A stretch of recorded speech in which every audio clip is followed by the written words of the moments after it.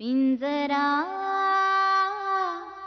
पिंजरा रे. आपण पहिल्यांदा पोलीस स्टेशन मध्ये जायचं.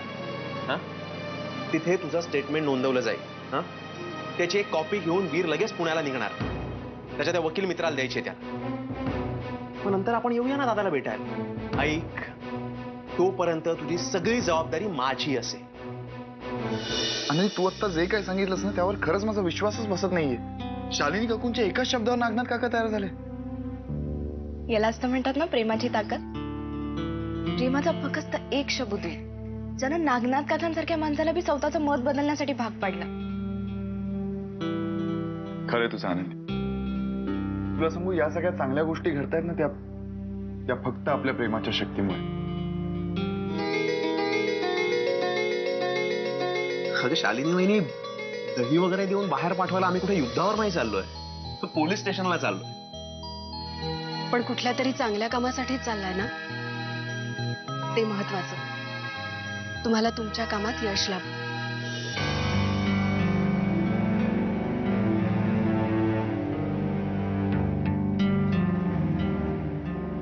बरोबर आहे शालिनी तुझं. कारण आज पहिल्यांदाच मी कुठल्या तरी चांगल्या कामासाठी स्वतःचा काहीही फायदा नसताना चाललोय. खरं तर माझा तुम्हाला विरोध कधीच नव्हता. म्हणजे तो करण्याची ताकदच नव्हती माझ्यात. पण माझा नेहमीच कुठल्याही वाईट कामाला विरोध आहे. आणि मला वाटतं की ते करण्याची ताकद प्रत्येक माणसामध्ये असते. त्यामुळे आता जा आणि तुमचं काम यशस्वी करूनच या.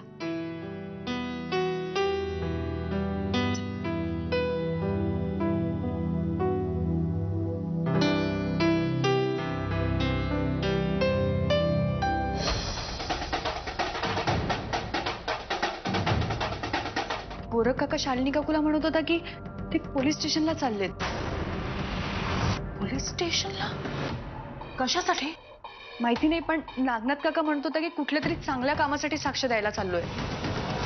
जर या लोकांनी मला संपवण्याचा चंगच बांधला असेल ना, तर मी सुद्धा गप्प बसणार नाही. काहीतरी कर, नाहीतर एकदा जर आपल्या विरोधात नागनाथ काकाने साक्ष दिली ना, तर आपल्या दोघींचं मात्र काही खरं नाही. हे माझ्या सांगण्यावरून अक्कांविरुद्ध साक्ष तर द्यायला तयार झालेत, पण अक्कांनी काय केलं तर?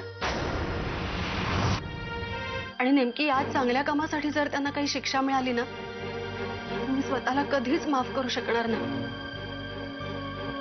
कारण मला माहिती आहे की अक्का नारायणीच्या सुखासाठी काय वाटेल ते करू शकतात.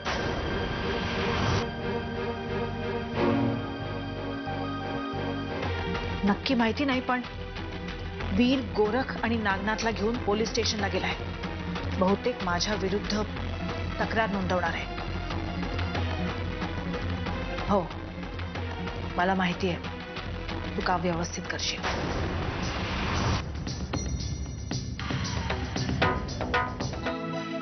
नागनाथ,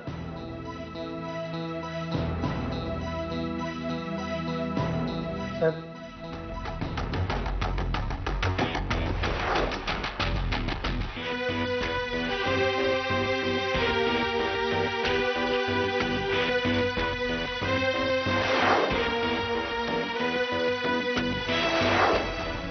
ठीक आहे. हवालदार, स्टेटमेंटवर यांची सही घ्या.